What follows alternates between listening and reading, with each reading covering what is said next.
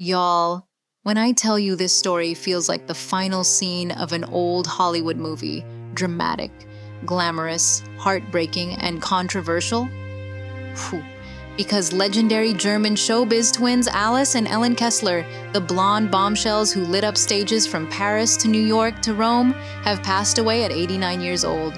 And they did it by joint assisted suicide. Yes, together. On a date they chose with a doctor, a lawyer, and a plan that had been years in the making. And baby, the details, they're equal parts poetic, shocking, and straight up cinematic.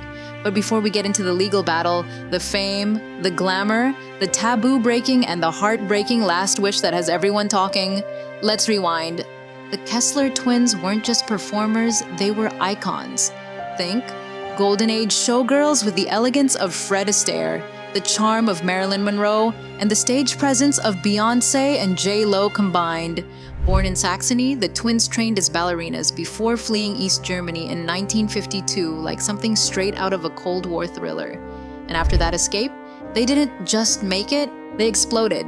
But their final act, choosing to die together, ashes buried in the same urn, has revived a decades-long conversation about autonomy, dignity, and how legends say goodbye.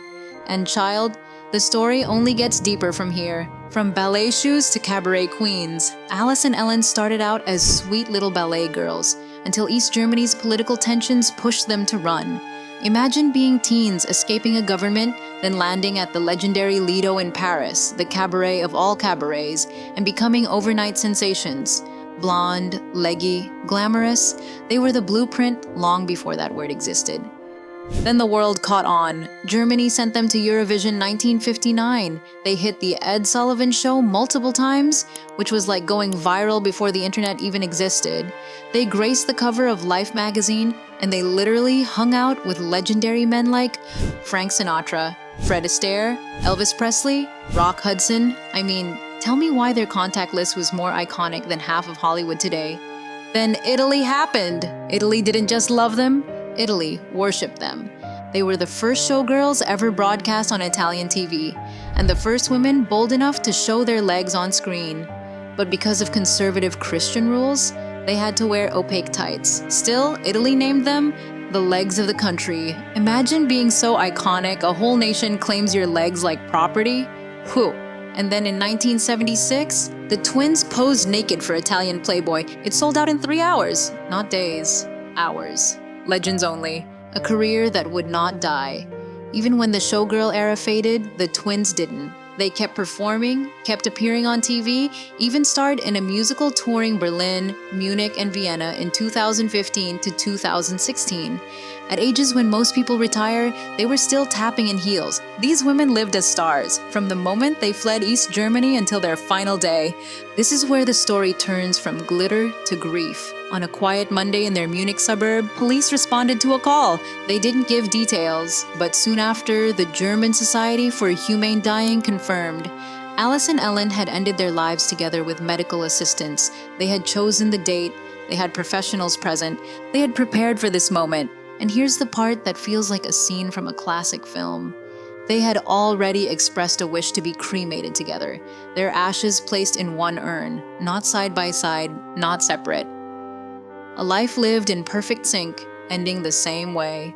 Germany legalized assisted dying under certain conditions after a 2020 court ruling protecting a person's right to end their life, as long as there's no external influence. So the twins didn't just decide this lightly.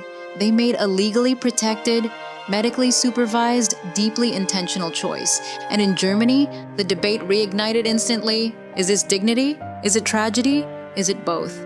The Ed Sullivan Show pays tribute. Dazzling stars, true legends, sisters whose magic will shine forever. Even their hometown mayor said the town was mourning world-renowned personalities. Their impact was global. Their ending was personal. Their legacy, blinding. Here's where the conversation gets messy. And why this story is everywhere. The twins were 89, healthy enough to plan, aware enough to decide, bonded enough to go together. Their deaths weren't impulsive, they were organized. Their final wish was to remain inseparable, even in ashes. Some people say it's beautiful, a dignified, united farewell. Others call it heartbreaking. Two icons choosing to go rather than fade. And some think it's a cultural wake-up call about aging, autonomy, and how society treats the elderly. Whatever you think, this wasn't just news. It was a final performance, one that challenged the world as boldly as their legs once challenged Italian TV. So now the question is, was this a powerful act of autonomy from two women who always controlled their destiny? Or was it a devastating ending to a life filled with glamour and applause? Do you see this as a celebration of sisterhood, a statement about aging, a tragedy, or something in the middle? Rest in power to Alice and Ellen, the last showgirls who took their final bow on their own terms.